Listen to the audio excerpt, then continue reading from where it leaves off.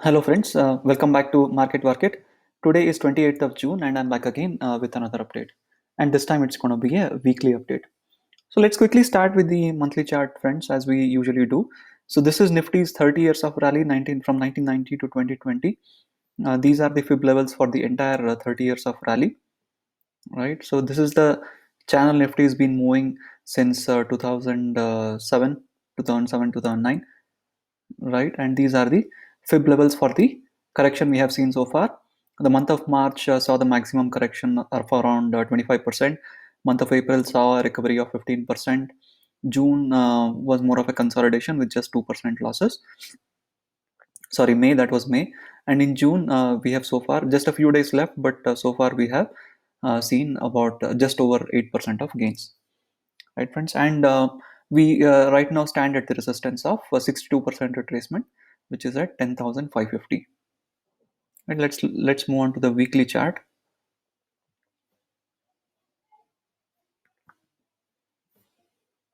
So yep. So this week, Nifty has formed some kind of a indecisive doji candle because it was at the resistance of the 62% retracement and also 200-day moving average. It is formed. It went all the way to this point and then corrected a bit. It stands right in between and forms some kind of a indecisive doji candlestick. Right. It is above the 200 week moving average, about 20 week moving average, and it is below 50-week moving average. The candle as such looks pretty indecisive, and such kind of a candle happening at the top of the rally means there may be scope for a correction. Friends, let's move on to the daily chart. So even on the daily chart, the candle that is made on the Friday, not very bullish, some kind of an indecisive candle, candle actually, but it is at the support of the previous swing high, which is at 10,320.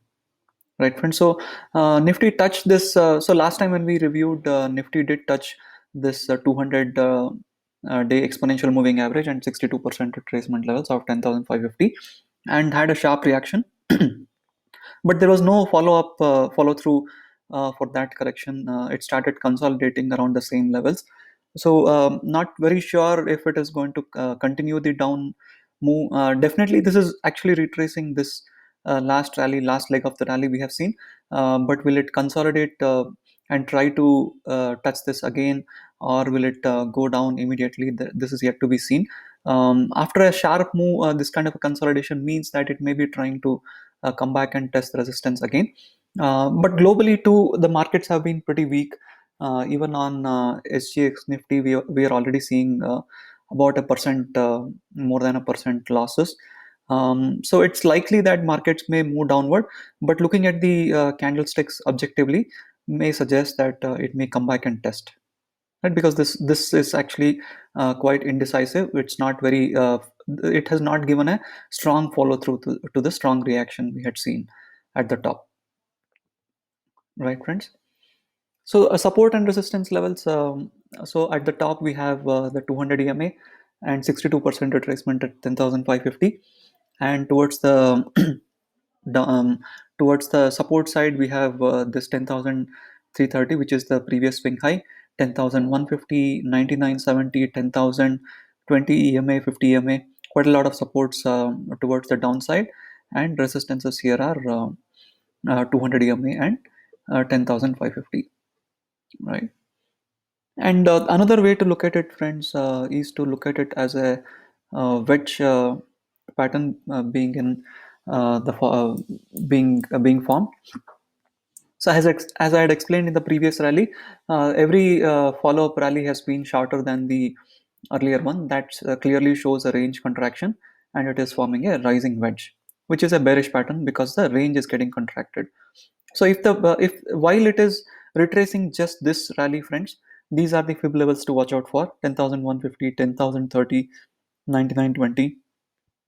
Right. So while it is still in the wedge, if we are expecting it to touch the trend line again and give another rally, these are the retracement levels, and this trend line itself may act as a support.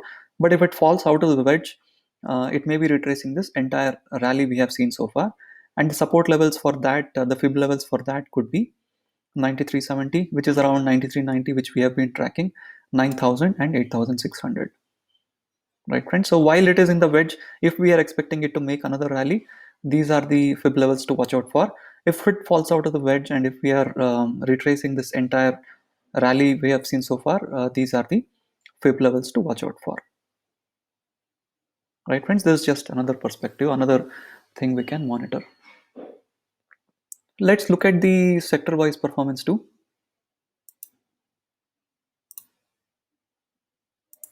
Bank Nifty too, after the sharp reaction we had seen here, we also saw that this actually coincides with the fib level. Let me draw that line again. So as we had anticipated, friends, it did crossed the 2013 trend line as well as touched the 38% retracement of this whole correction so far and reacted strongly. The candle itself on that day was very bearish, but there was no follow-up bearish candles to that. It started consolidating, so which may again suggest that it may come back and test these resistances, right? But looking at the weakness globally, it may as well go down and retrace this further.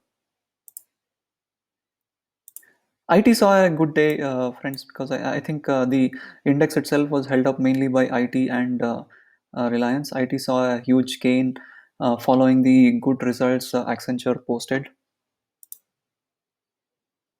Pharma still there at top, consolidating at the top. FMCG tried to move higher, tried to breach this resistance, but was rejected. Energy is looking pretty strong. Metal did try to move a bit, but got got rejected. Auto is at the resistance of this 200 day moving average. Media is also at a resistance. Realty. Broader markets too are at the resistance of 200 EMA, friends. Right. And VIX, VIX is pretty low as of date. And gold is inching up higher, friends.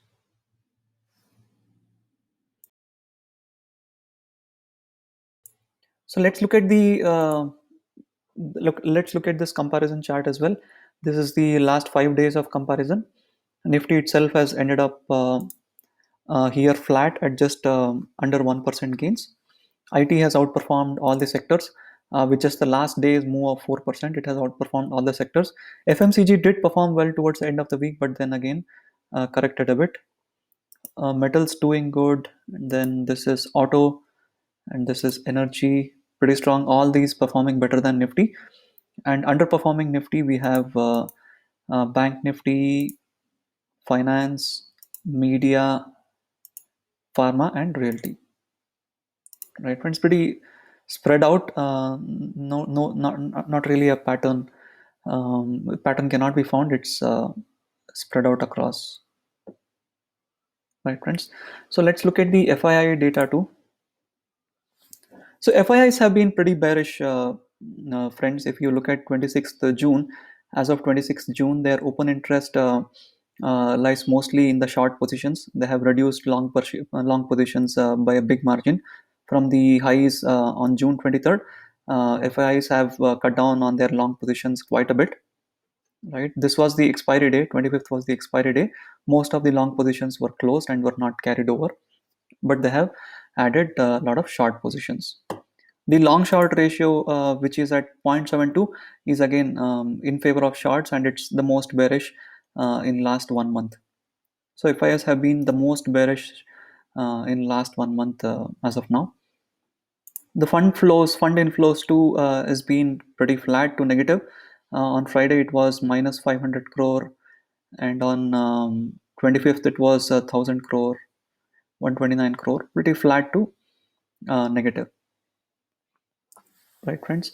So that's pretty much. Let's get back to the Nifty chart. So we, as of now, the globally all the indexes and even on SGX, Nifty, it is looking bit bearish and is expected to continue the down move. But you never know how the markets open on Monday.